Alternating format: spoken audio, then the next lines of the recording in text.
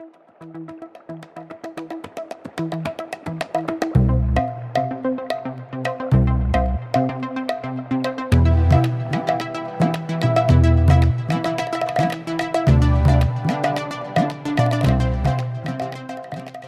week in India Science, brought to you by Nature India, I am Shubhra Priyadarshini. The week came with a defining moment for India's astronomy enthusiasts, especially gravitational wave scientists. The Indian government officially approved the construction of LIGO India. It's a 1600 crore rupees, roughly 190 million US dollars, world-class observatory that will detect gravitational waves. Gravitational waves are ripples in the fabric of space-time, first predicted by Einstein and observed in 2015 by twin observatories in the United States. The LIGO project is part of a trilateral collaboration with the US National Science Foundation, Caltech, and MIT, and Indian science agencies under the Department of Atomic Energy and Department of Science and Technology. With construction tenders now issued and with a 4-year build timeline, the observatory is expected to be operational by the early 2030s.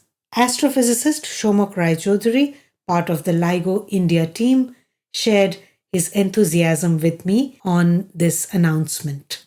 LIGO India is important not just because it will be another gravitational wave detector, but a network of gravitational wave detectors is around the world is very, very necessary. Each single gravitational wave detector is like a microphone. Now, the two American detectors are about 3,000 kilometers apart. Now we have another one in Italy, in Pisa. And so having one in India just increases our resolution in terms of localizing the source. When LIGO India will operate, and that will be in the early 30s, a lot of other detectors might not be working. LIGO India, if it starts being constructed today, might become one of the leading detectors of the next generation. Read all about the project LIGO India in Nature India this week. Now, what if saving the planet meant listening more than lecturing? Scientists from around the world, including some from India, now say that the best way to protect nature is to work with indigenous communities, not just tell them what to do.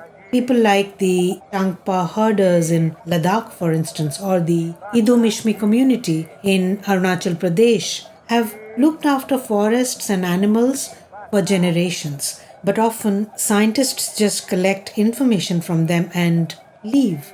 That's not fair.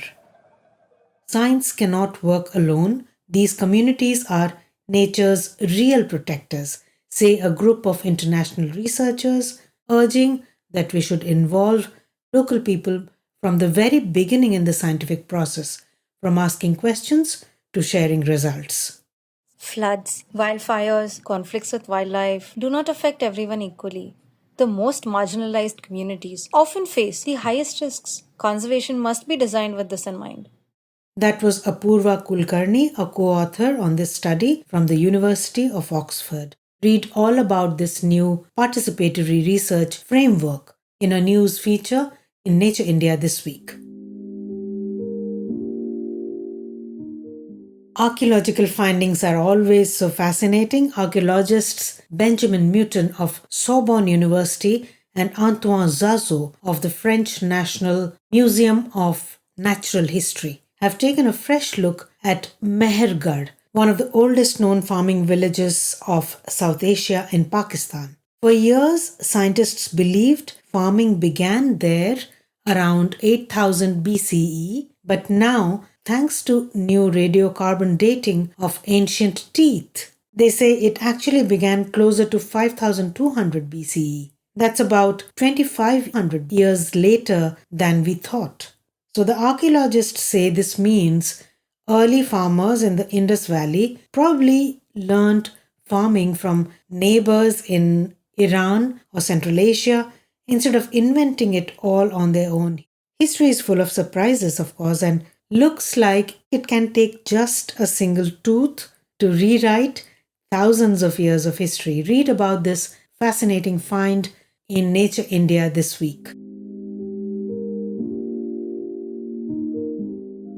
Have you checked out Nature India's Our Mobile World podcast series? In this series, we explore how smartphones are transforming the science-society relationship in the global south. There are fascinating stories from the field on digital health, tackling mobile e-waste, digital illiteracy, and the gender digital divide.